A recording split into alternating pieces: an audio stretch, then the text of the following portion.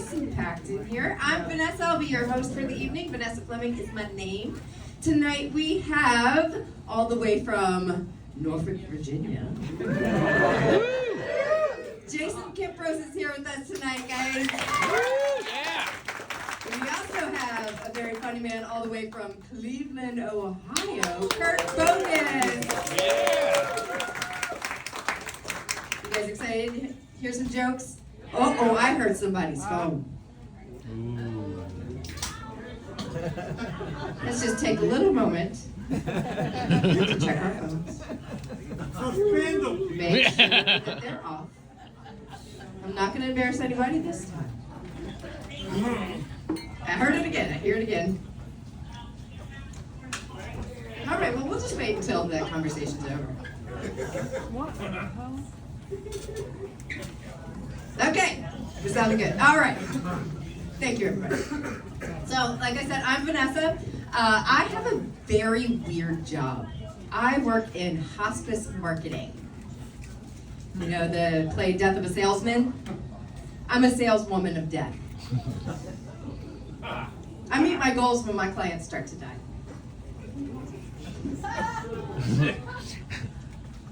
It's not done yet, it keeps going. I also play the bass. It's a nice little stress relief from my very weird job.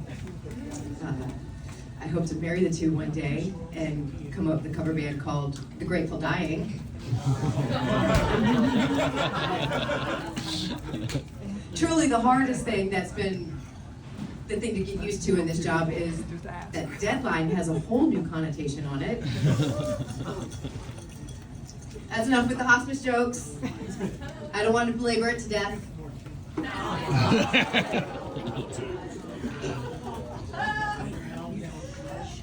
Real quick, anybody in here had a, not necessarily a bad breakup, but a weird breakup? Which one? Right, I'm gonna take you guys on a journey. I'm gonna tell you about my very weird breakup that I had once. So, once upon a time, I was a yoga teacher in Morocco. I worked at a yoga surf retreat in a little town called Tagazout. Now that is the English pronunciation. The local native pronunciation is Tag. It's onomatopoeia. It loosely translates to village that smells like human shit because there's no sewer system in Morocco, so everybody's poop goes into the ocean where everybody swims and surfs. That's just the loose translation. So I was the yoga teacher at this yoga and surf retreat there, and I was pretty lonely. I couldn't really make friends so quickly because I had, I didn't speak the language of the locals, and all the Westerners were out sick from surfing and swimming in the poop water, so. But I did find one connection with the chef at the yoga retreat that I worked at. He was a Moroccan man. English was his fourth language, but somehow we connected very well, and we went very strong for like 6 weeks.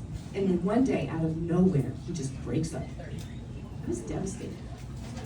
I was shocked, but he told me why. And he basically had someone else. He was getting married to his first cousin.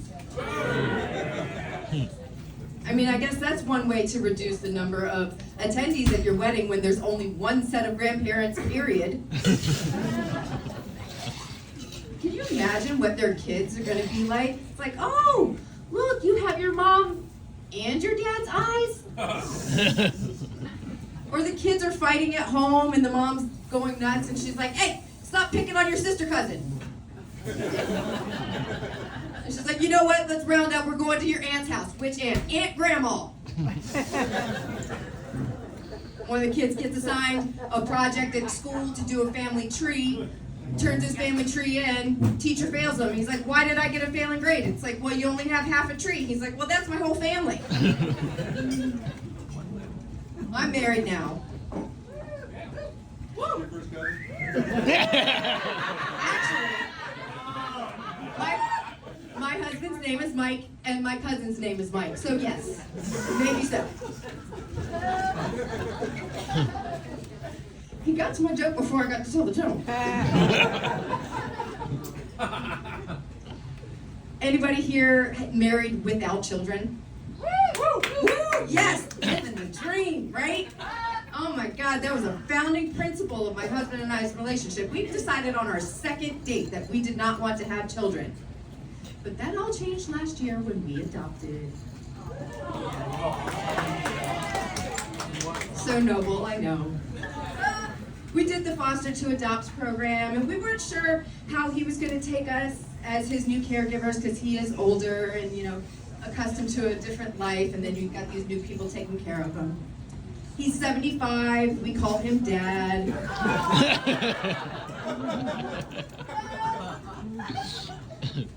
Yeah, and people say to me, they're like, well, Vanessa, you know, that's not quite the same. Children and your dad are not quite the same. Well, let's play a little game. You guys want to play a little game with me? Yeah. This is called, was that my toddler niece or was that my elderly dad?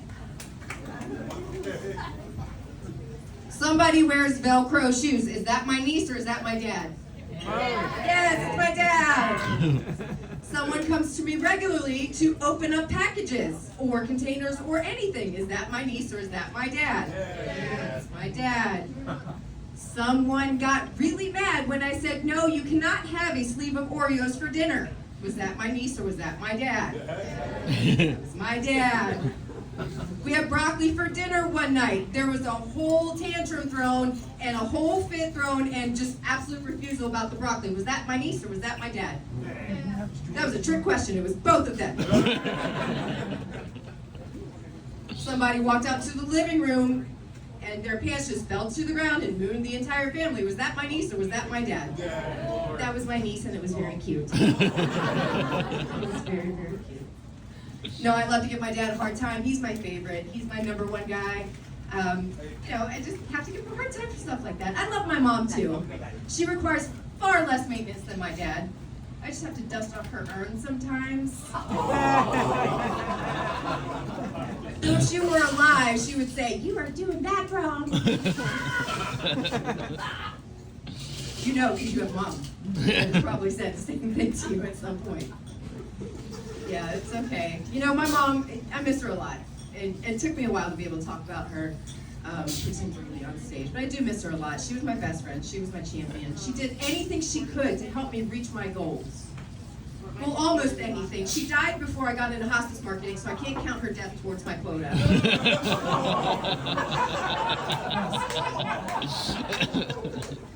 right, I'm going to get out of here on that note. I'm going to get your first comic up here. You may have heard this guy on Curate for WHRO.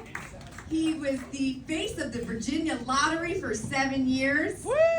He is a founding member of the improv comedy group called Plan B, hailing all the way from the other side of the water from Norfolk, Virginia. Give it up for Jason Kiprop!